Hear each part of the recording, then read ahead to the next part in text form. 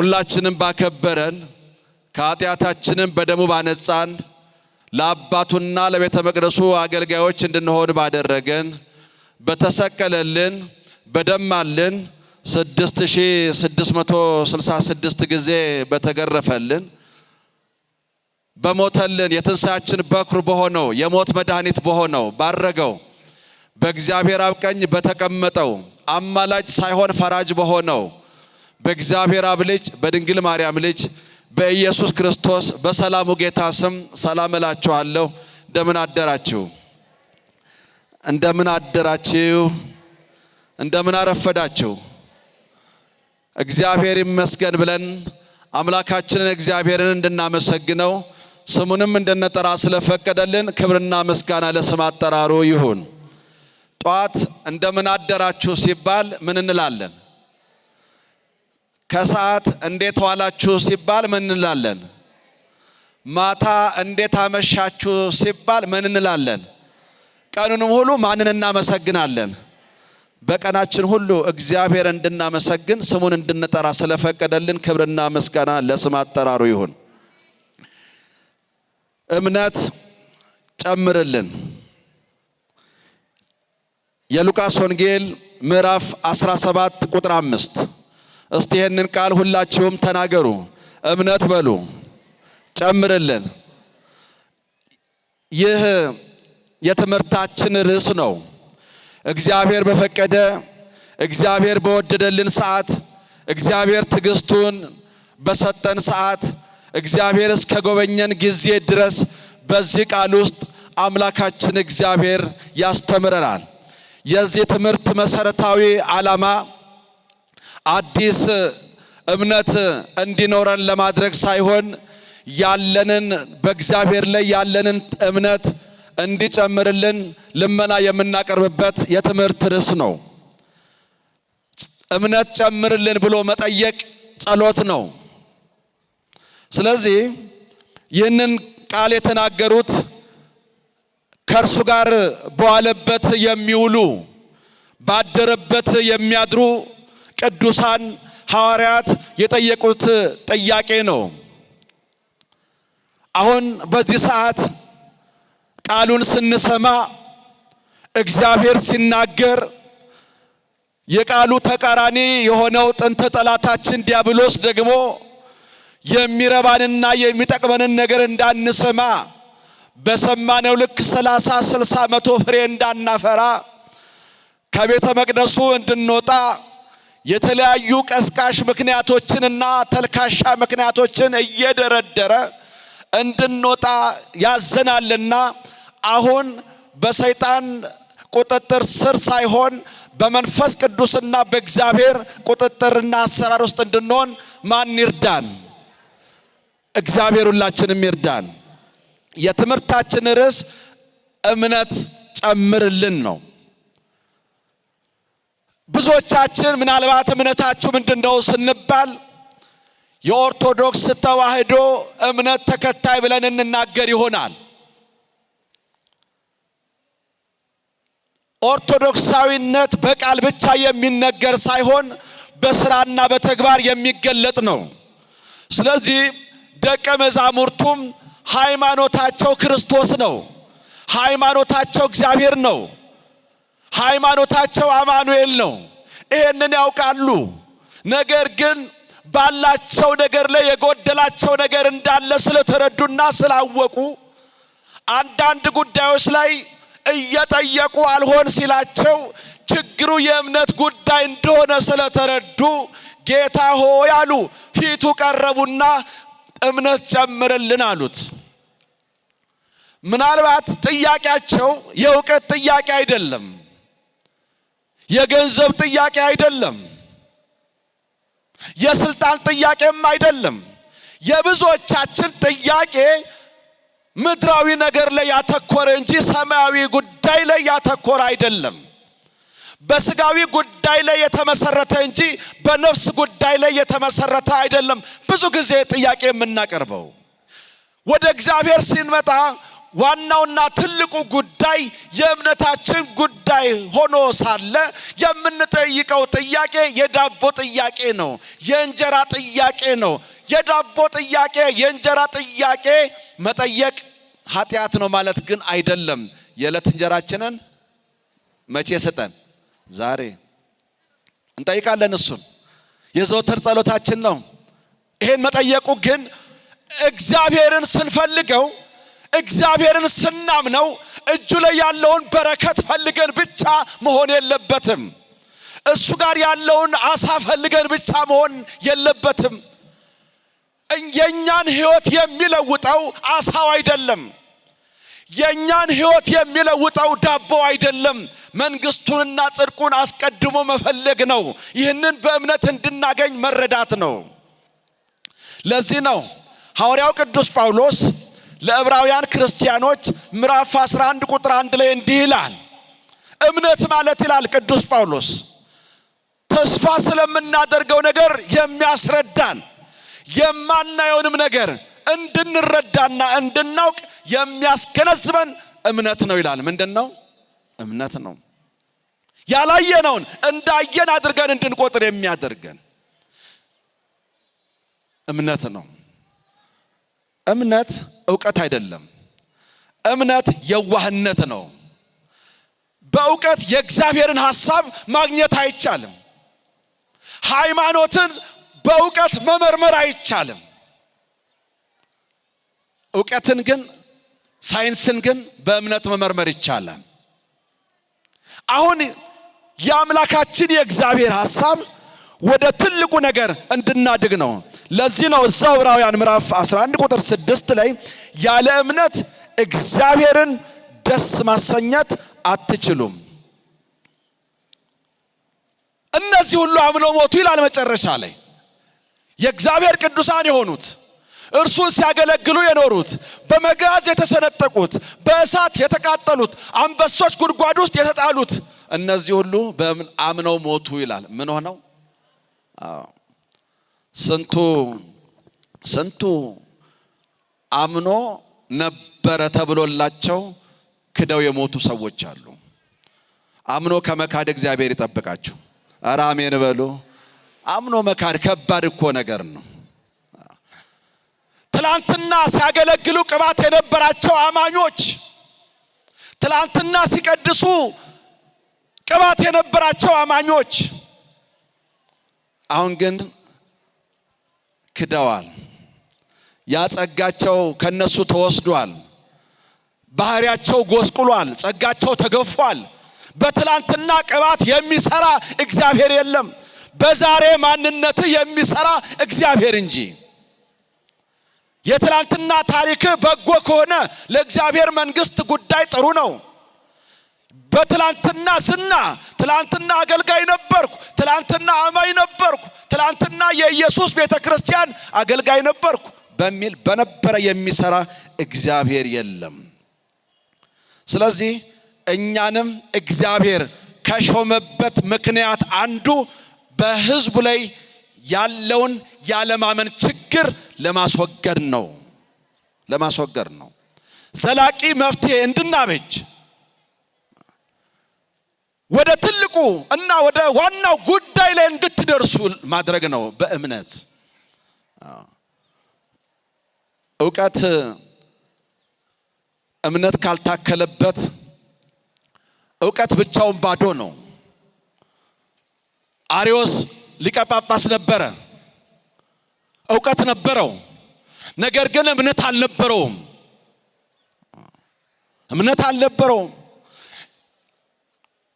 አርዮስ ባለው ዕውቀት ላይ እምነት ጨምርልኝ የሚለውን ጥያቄ ቢያነሳ ኖሮ ከበረቱ አይወጣም ነበረ።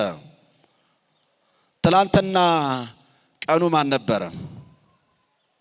ትላንትና ማን ታስበው አለ? ኒቆዲሞስ። ትላንትና የሰማችሁት ኒቆዲሞስ፣ ትላንትና የተማራችሁት ኒቆዲሞስ የዕውቀት ችግር አልነበረበትም። የስልጣን ችግር አልነበረበትም። የገንዘብ ችግርም አልነበረበትም። እነዚህ ሁሉ ግን ወደ ዋና ወደ እግዚአብሔር የሚያደርሱ አልነበሩም። እነዚህ ሁሉ ግን ወደ ክርስቶስ የሚያደርሱ አልነበሩም። ስለዚህ ወደ ክርስቶስ የሚያደርሰውን ሲፈልግ ራሱን ክርስቶስን አገኘው። በሌሊት ወደ ኢየሱስ መጥቶ ከእርሱ ጋር ተገናኘ። ወገኖቼ ከእርሱ ጋር እንገናኛለን ብላችሁ ከእርሱ ጋር ሳትገናኙ እንዳትመለሱ እግዚአብሔር ይርዳችሁ። ያለ መገናኘት ጉዳይ አለ። ያለ መገናኘት ኒቆዲሞስ ኢየሱስን ለማግኘት ወጥቶ ሳያገኘው አልተመለሰም። በሌሊት ለዛው በሌሊት አግኝቶት ነው የተመለሰው። አግኝቶት መግደላዊት ማርያም እንደዚሁ አገኘዋለሁ ብላ ልሞክር ብላ አልወጣችም ከቤቷ። አገኘዋለሁ ብላ በእምነት ወጣች። ልታገኘው የፈለገችውን ጌታዋን አግኝታው ተመለሰች። ወገኖቼ እናንተ ወደ ኢየሱስ ቤተክርስቲያን ስትመጡ ኢየሱስን ለማግኘት ነው። ግን ሳታገኙት እንዳትመለሱ በተራ ምክንያት፣ በተልካሻ ስልክ ምክንያት። አንዳንድ ጊዜ ከእግዚአብሔር ይልቅ እጃችን ላይ ያለውን ስልክ የምናመልክ ሰዎች አለን። ለአንዳንዶች ስልካቸው ጣዖት የሆነባቸው ሰዎች አሉ። ከእግዚአብሔር ይልቅ እጃቸው ላይ ያለውን ቆርቆሮ ተስፋ የሚያደርጉና የሚመኩ ሰዎች አሉ። ወገኖቼ ለኛ ግን ተስፋችን ማን ነው? እግዚአብሔር። ስለዚህ አሁን ሁላችንም ከምንወዳት ድንግል ማርያም ጋር ለመኖር እምነት ያስፈልገናል። ሰምታችሁኛል? ከድንግል ማርያም ጋር ለመኖር እምነት ያስፈልገናል። ከእግዚአብሔር ጋር ለመኖር እምነት ያስፈልገናል። ከቅዱሳን ጋር ተግባብቶ ለመኖር እምነት ያስፈልጋል። ብዙ ሰዎች ከቅዱስ ሚካኤል ጋር ተስማምተው ለምንድን ነው የማይኖሩት? የእምነት ችግር። ለምንድን ነው ከአቡነ ተክለ ሃይማኖት ጋር ጠብ የሚገጥሙት? የእምነት ችግር እኮ ነው። ከገብረ መንፈስ ቅዱስ ጋር ከቅዱሳኑ ጋር ከነ ቅዱስ ጊዮርጊስ ጋር ትውልዱ ተግባብቶ መኖር ያልቻለው እምነት ስላልተጨመረለት ነው። ባለን እምነት ላይ መድኃኔዓለም አሁንም እምነት ይጨምርልን። አንድ ወቅት ላይ አንድ ሰው የማቴዎስ ወንጌል ምዕራፍ 17 ቁጥር 14 ላይ አንድ ሰው ወደ ኢየሱስ መጣ። ወደ ማን መጣ? የት ነው ያላችሁት? ኢየሱስ ቤተክርስቲያን አይደል? ጮክ ብላችሁ ንገሩኝ። ወደ ማን መጣ? ወደ ኢየሱስ መጣ። ወደ ኢየሱስ መጣና ተንበርክኮ እየሰገደ እየወደቀ ጌታ ሆይ አለው። ልጄ ታሞብኛል አለ። በልጅ ከመፈተን እግዚአብሔር ይጠብቃችሁ። አንዳንድ ቤተክርስቲያን ስንሄድ ልጅ ያጡ ሰዎች ያለቅሳሉ። አንዳንድ ቤተክርስቲያን ስንሄድ ልጅ አግኝተው ደግሞ የማይናገር ልጅ ይሆንባቸዋል፣ የማይሰማ ልጅ ይሆንባቸዋል። የተለያየ ችግር። ለዚህ ሁሉ ግን ቁልፉ መፍቻው እምነት ነው። ወደ ጸበል ስትሄዱ ልሞክረው ብላችሁ አትውጡ። ወደ ዮሐንስ ጸበል ስትሄዱ ልሞክረው ብላችሁ አትውጡ። ማን ይችላል? በቃ እግዚአብሔር ይችላል። በጻድቁ በዮሐንስ ላይ አድሮ እግዚአብሔር ይምረኛል ብሎ መውጣት ነው። መውጣት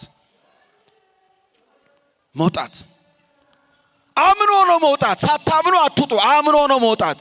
የሚሞከረው ሳይንስ ነው። የሚሞከረው የዶክተሮች መድኃኒት ነው። አማናዊው መድኃኒት የሚሞከር አይደለም፣ የተረጋገጠ መድኃኒት ነው። እውነት ነው። ከሞት የሚያስነሳ መድኃኒት ነው። ከሞት የሚያስነሳ መድኃኒት። አሁን ይህ ሰው ጌታ ሆይ ልጄ ታሞብኛል፣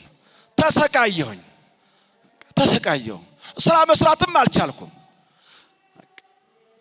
ህሊናዬም ረፍት አጣ፣ ልቤ ደከመ፣ ያልወሰድኩት ቦታ የለም፣ ብዙ ቦታ ወሰድኩት። ጌታ ሆይ ልጄን ሊድልልኝ አልቻለም። ይህን ሰው የተቆጣጠረው ያጋንንት መንፈስ ነው፣ የሰይጣን መንፈስ ነው። ይሄንን ያጋንንትን መንፈስ የሰይጣንን አሰራር እግዚአብሔር ይስበርልን። አሜን በሉ። ስቃያችን እኮ እሱ ነው።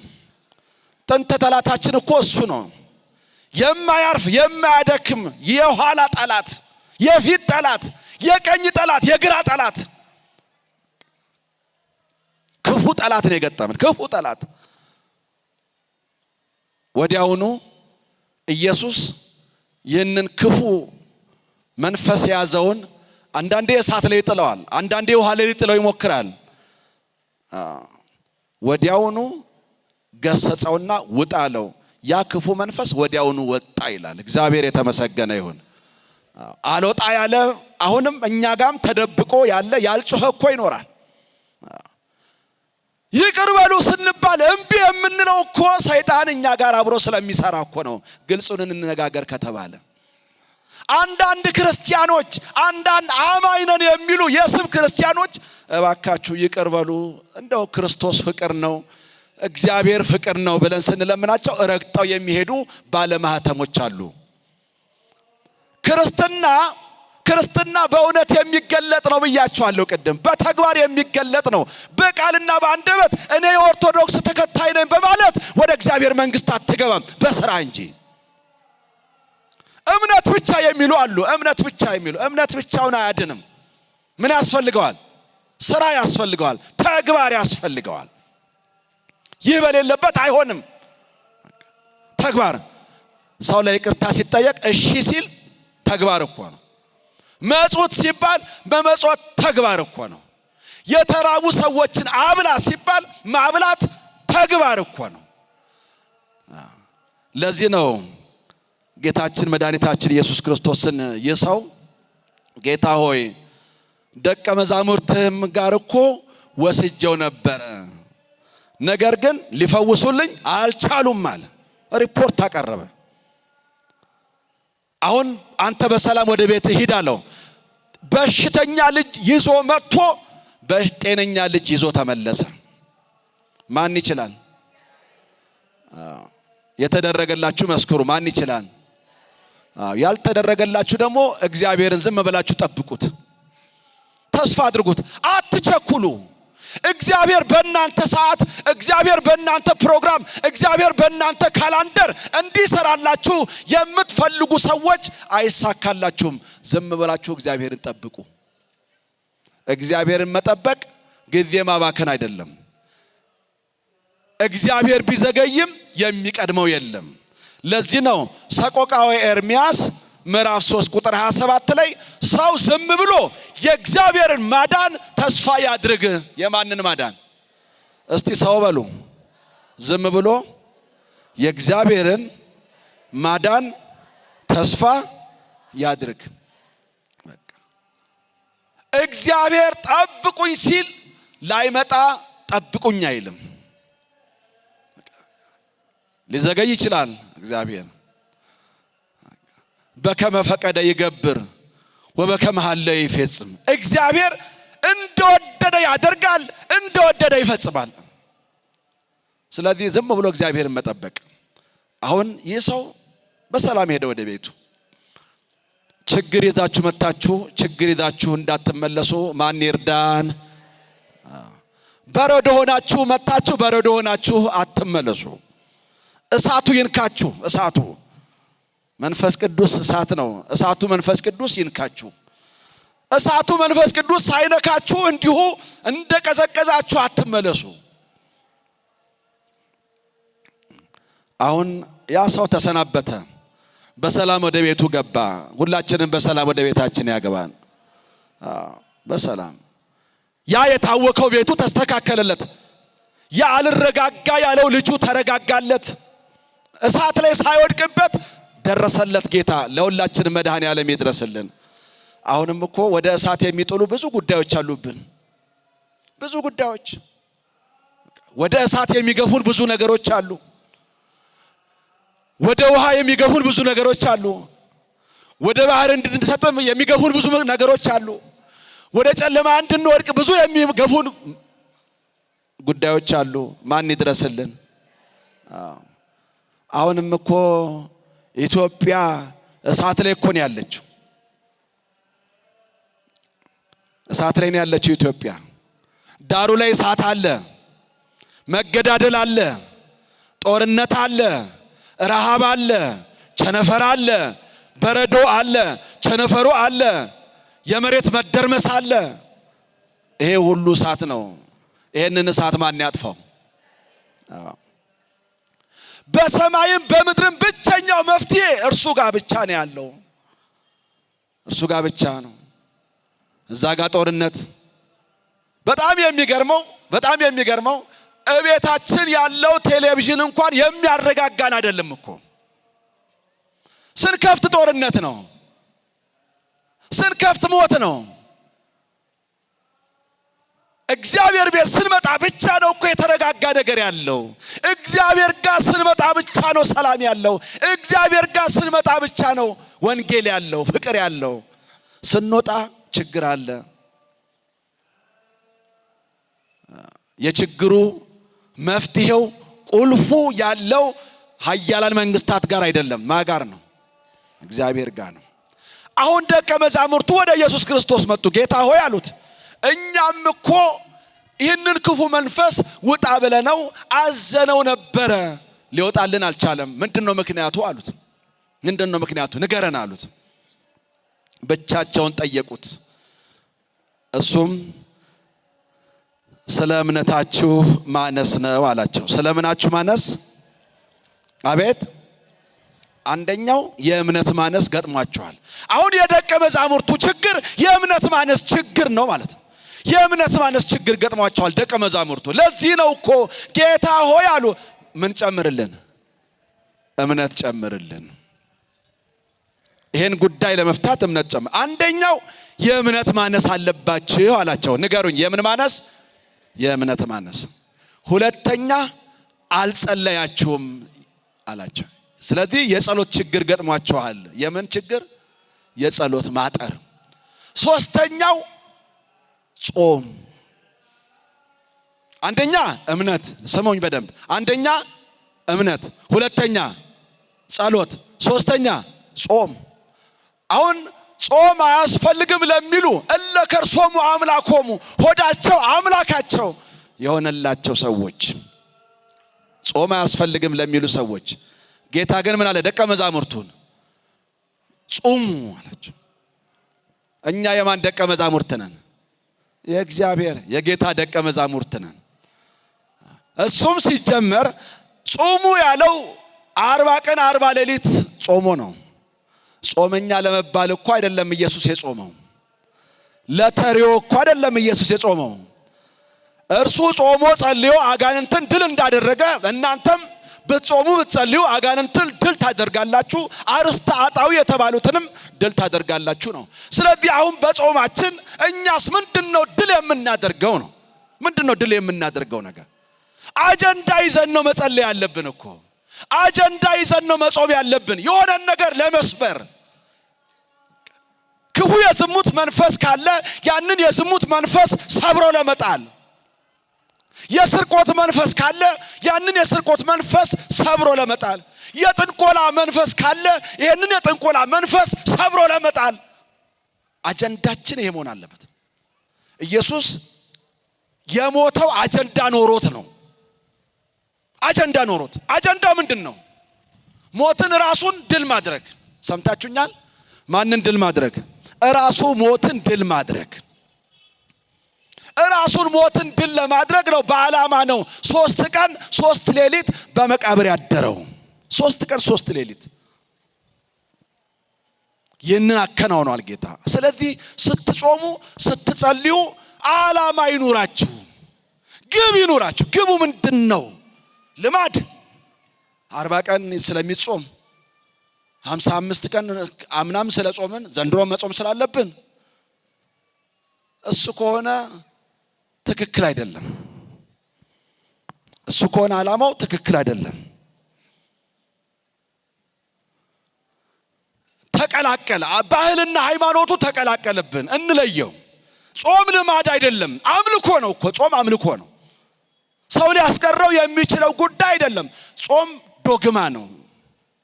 ቀኖና እንኳን አይደለም፣ ዶግማ ነው። ጾም አይቀነስም፣ አይለወጥም፣ አይቀየርም። ኢየሱስ ክርስቶስ የሰራው ስለሆነ አስቀድመው ነቢያቱ እኮ 40 ቀን 40 ሌሊት፣ ሙሴ 2 ጊዜ ጾመዋል እኮ። ሰምታችሁኛል?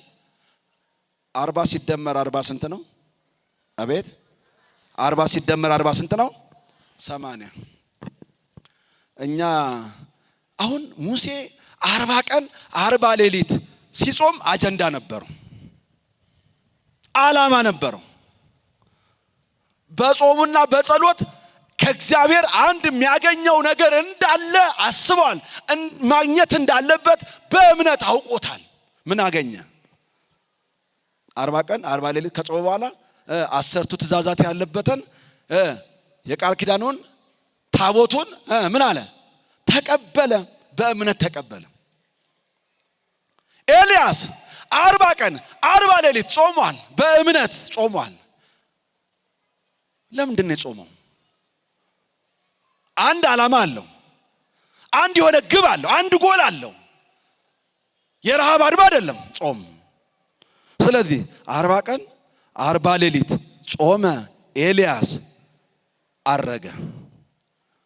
በእምነት ተወሰደ ነው የሚለው። እዛው ዕብራውያን ምዕራፍ 11 ስታነቡት በእምነት ተወሰደ። በእምነት መድኃኒዓለም ሁላችንም ይውሰደን። በእምነት መወሰድ እንዳማረበት መሄድ እንዴት ጥሩ ነገር መሰላችሁ። የሁላችን መጨረሻ መድኃኒዓለም ያሳምርልን። ዘጸአት ምዕራፍ 24 ቁጥር 18 ላይ የሙሴን ታሪክ ቅድም የነገርኳችሁን ቤታችሁ አንብቡ።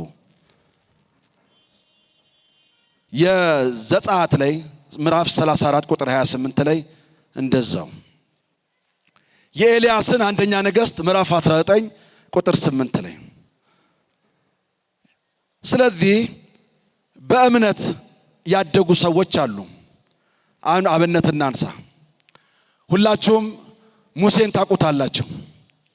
ሙሴ እናቱ ዮካብድ አባቱ እንበረም ይባላሉ። ሙሴን በተወለደበት ዘመን ኦሪት ዘጸአት ምዕራፍ 2 ላይ ቤታችሁ አንብቡ። በተወለደበት ዘመን ልጅ መውለድ ከባድ የሆነበት ዘመን ፈርዖን አንድ አዋጅ አውጥቷል።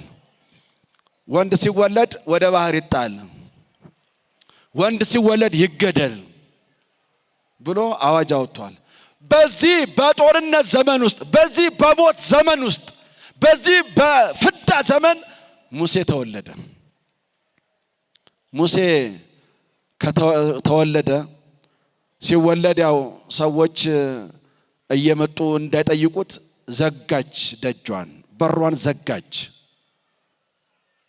3 ወር ሸሸገችው ይላል መጽሐፍ። 3 ወር ድምፁ እንዳይሰማ ሲያለቅስ ቶሎ ብላ ጡቷን ትሰጠዋለች። መጫወት እንኳን እንደ ልቡ አይችልም ወንድ ልጅ። ለምን? ድምፁ ከተሰማ የፈርዖን ሰራዊት ጨካኞች ናቸው፣ መተው ይገሉታል።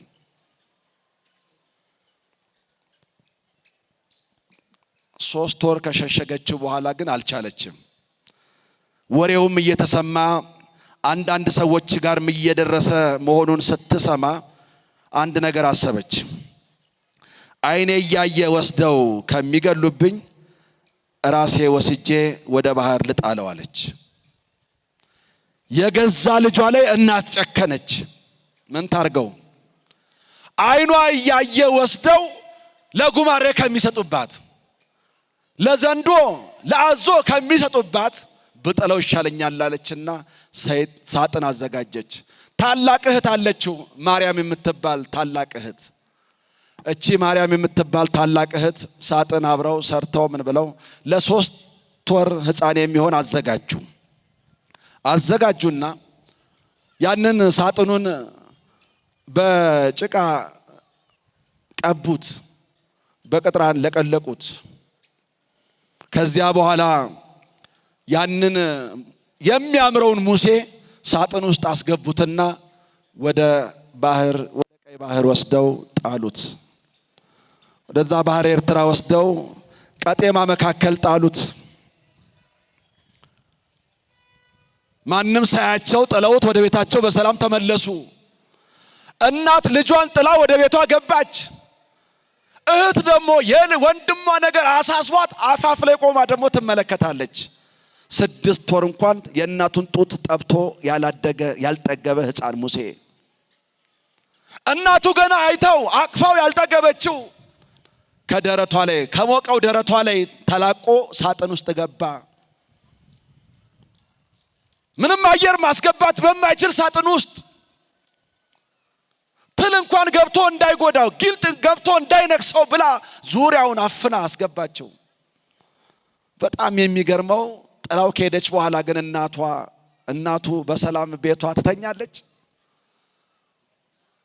ልጇን ጥላ ባህር ላይ ጥላ ሜዳ ላይ ጥላ ጫካ ጥላ ልጇን እናት እንቅልፍ ይወስዳታል፣ ይበላላታል፣ ይጠጣላታል። ያለሱ የሚሆን መስዋዕት ወደ ቤቷ ገባች። በድብቅ እየመጣች ግን ከሳጥን ውስጥ እያወጣች በድብቅ እየመጣች እናት ጡቷን እያጠባች መልሳ ደግሞ ግጥም አድርጋው ደግሞ ትሄዳለች። እንዴት ይዘለቃል ይሄ መከራ ቀን? አንዳንድ ጊዜ የመከራ ቀን ረጅም ይሆናል፣ በእግዚአብሔር ግን ያጥራል። የማይነጋ ሌሊት የለም፣ ይነጋል። ላያልፍ የሚመጣ መከራ የለም፣ ያልፋል። ነገር ግን እግዚአብሔርን መጠበቅ ብቻ፣ በእምነት እግዚአብሔርን መጠበቅ። አሁን እያደር ቀኑ እየገፋ ሄደ። የሚገርም ነው። የፈርዖንን ሴት ልጁን በእግዚአብሔር ትእዛዝ በእግዚአብሔር ቀጥተኛ አመራር ከቤቷ ወጥታ ወደዛ ሙሴ ወደ ተጣለበት ባህር እንድትሄድ እግዚአብሔር አደረገ። ቤቷ እኮ ሙቅ ሻወር አለ። ቤቷ እኮ የምትዝናናበት መዋኛ ገንዳ አለ። ወደዛ መጣች። ከደንገጥሮቿ ጋር መጣች። ስትመጣ የሆነ ሳጥን አለ እዚህ ጋር አሏት። ልብ በሉ፣ እናት ቤት ነው ያለችው። እህቱ ደግሞ የሚሆነውን ነገር ቀን እየመጣች አፋፍ ላይ ቆማ ትከታተላለች። የተረሳ የተጣለ ብር ሊሆን ይችላል፣ ወርቅ ሊሆን ይችላል፣ አልማዝ ሊሆን ይችላል። አምጡት አለች። አምጡት አለች። ወንድ ከሆነ ልጅ ከሆነ ይገደላል፣ ምንም ጥርጥር የለውም። ልብ በሉ የእግዚአብሔርን አሰራር። ሲከፈት ብር አይደለም፣ ሲከፈት ወርቅ አይደለም፣ ሲከፈት አልማዝ አይደለም። እግዚአብሔር እጁ ያለበት ሙሴ የ3 ወር ሕፃን በቁልጭ ብሎ በሕይወት አለ። ክብርና ምስጋና ለእግዚአብሔር ይሁን። በሕይወት አለ። ኦክሲጅን ሰው ሲያጣ ምን ይሆናል? አቤት ይሞታል። አየር ካጣ ሰው ይሞታል። ነገር ግን ሰው የሚሞተው እግዚአብሔርን ሲያጣ ብቻ ነው። አዳም የሞተው እግዚአብሔርን ሲያጣ ነው። ሔዋን የሞተችው እግዚአብሔርን ስታጣ ነው። ሰው እግዚአብሔርን ሲያጣ ይሞታል። ይሁዳ የሞተው እግዚአብሔርን ሲያጣ ነው። ጴጥሮስ በሕይወት የቆየው እግዚአብሔርን ስላገኘው ነው። በሕይወት የቆየው ይሞታል የተባለው ሙሴ አልሞተም። በሕይወቱ ጌታ ደረሰለት። ለሁላችንም በሞት አፋፍ ላይ እርሱ ይድረስልን። በሞት ጥላ ውስጥ እግዚአብሔር ደረሰለት። አሁን አስቡት። መቼም ፈርዖን ጨካኝ ነው። የአንበሳ ልጅ አንበሳ ነው። የነብር ልጅ ነብር ነው። የእባብ ልጅ እባብ ነው። የፈርዖን ልጅ ፈርዖን ጨካኝ ነው። ልጁም ጨካኝ ናት። ብዙ ሰው ሲገድል ተው አላለችውምና ጨካኝ ናት። ሙሴ ላይ ግን የጭካኔ አንደበትም ልብም አልነበራትም። ልቧን አራራው መድኃኔዓለም። ጉዞ ከባህር አጠገብ ከሳጥን ውስጥ ወጥቶ ጉዞ ወደ ፈርዖን ቤተ መንግስት። አሁን መንገድ ላይ እቺ እህቱ ማርያም ራሷን ሰውራ እህት ነኝ ሳትል መጣች። ልብ በሉ መጣችና አንድ እናት አለች፣ ዕብራዊት ሴት ጡት እየሰጠች እያጠባችሁ ታሳድግላችሁ ላምጣላችሁ አለቻቸው። ማንን እያለች ነው? የሙሴን እናቱን። የሙሴ እናት ተጠራችና መጣች። ሰው ባላወቀ እግዚአብሔር ባወቀ ልጇን እቅፍ አድርጋ ወደ ቤተ መንግስት ገባች። ክብርና ምስጋና ለእግዚአብሔር ይሁን። ወደ ቤተ መንግስት ገባች። አለቀ በተባለው ነገር ላይ እግዚአብሔር ጣልቃ ይገባል። ተቆረጠ በተባለ ነገር ላይ እግዚአብሔር ይገባል። በሁላችንም ነገር ላይ እግዚአብሔር ይግባ። ሊፈርስ ነው ባለው ሊፈርስ ነው እየተባለ በስንቶቻችሁ ትዳር ላይ ሲሟረት ማን ደረሰ? ወሬ ሲያቀብሉ ሰዎች እሱ እኮ እንደዚህ ነው እሷ እኮ እንደዚህ ናት እያሉ ስንቱ በትዳራችሁ ላይ ሲያሟርት ማን ገባ? እግዚአብሔር ገብቶ ስንቱ ተረፈ። አሁን ልብ በሉ የፈርዖን የሙሴ እናት ሙሴን ቤተ መንግስት ስታስገባው ጡት ብቻ አልነበረም የምታጠባው፣ ዳቦ ብቻ አይደለም የምታበላው፣ እንጀራ ብቻ አልነበረም የምታበላው፣ ሃይማኖቱን ጭምር እያስተማረች ነው ያሳደገችው። አምላክህ እግዚአብሔር ነው፣ የፈርዖን ቤት ጣዖት አይደለም፣ እኛ እስራኤላውያን ነን፣ እኛ የአብርሃም ልጆች ነን፣ እኛ የእግዚአብሔር ልጆች ነን እያለች ሃይማኖትን ጭምር እየነገረች አሳደገችው። ልጆቻችሁን በቃሉ አሳድጓቸው፣ በወንጌል አሳድጓቸው፣ በቅዳሴ አሳድጓቸው፣ በዝማሬ አሳድጓቸው፣ በእምነት አሳድጓቸው። የቤተ ክርስቲያንን ደውሏን እየሰሙ ይደጉ ልጆቻችሁ። በጡት ብቻ በወተት ብቻ አይሆንም፣ አታሳድጓቸው። በእምነት ያደገ ለእግዚአብሔር ይጠቅማል፣ ለሕዝብ ይጠቅማል፣ ለቤተ ክርስቲያን ይጠቅማል። በእምነት ያደገ በሃይማኖት ያደገ እምነት የተጨመረለት አጭር ነገር ልንገራችሁና ትምህርቴን ላጠቃል። ስለዚህ እምነታችን እንዲያድግ እምነታችን እንዲጨምርልን አንደኛ ለእግዚአብሔር ቃል መታዘዝ። ለማን መታዘዝ? ለእግዚአብሔር ቃል መታዘዝ። ለእግዚአብሔር ቃል ካልታዘዝን በነገራችን ላይ በእምነት ጉዳይ ከተነሳ አጋንንትም ያምናሉ። እሱ ቁም ነገር አይደለም። ለዚህ ነው ያዕቆብ 2:19 ላይ አጋንንትም ያምናሉ። ማመን ብቻውን በቂ አይደለም፣ በተግባር ሲገለጥ እንደውም አጋንንት ይንቀጠቀጣሉ፣ ይፈራሉ፣ ይርዳሉ። ስለዚህ አንተ እምነት የጎደለ ሃይማኖትን ከምግባር አንድ አድርገህ ሂድ። አብረህ ሃይማኖትን ከምግባር አስተባብረህ ያዝ።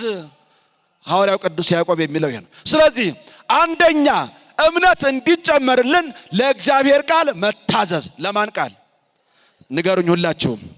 ለእግዚአብሔር በሉ። ለእግዚአብሔር ቃል መታዘዝ። ለዚህ ነው ቃሉን የምታደርጉ እንጂ ራሳችሁን እያሳታችሁ የምትሰሙ ብቻ አትሁኑ። ሁለተኛ እምነት እንዲጨመርላችሁ ጾም እና ጸሎት ያስፈልጋል። ለዚህ ነው ዝንቱ ዘመድ እየወጽ ዘንበለ ጾም ወጸሎት። እንደዚህ አይነት ክፉ ዘመድ መስሎ የህጣባ ጋኔን የሚወጣው በጾምና በጸሎት ነው። ስለዚህ እምነት እንዲጨመርልን አንደኛ ለእግዚአብሔር ቃል መታዘዝ፣ ሁለተኛ ጾምና ጸሎት። ለዚህ ነው ቅድምም ተናግረናል። ጌታችን መድኃኒታችን ኢየሱስ ክርስቶስ 40 ቀን 40 ሌሊት ጾሟል፣ ጸልየዋል። ድል ያደረጋቸው ነገሮች አሉ።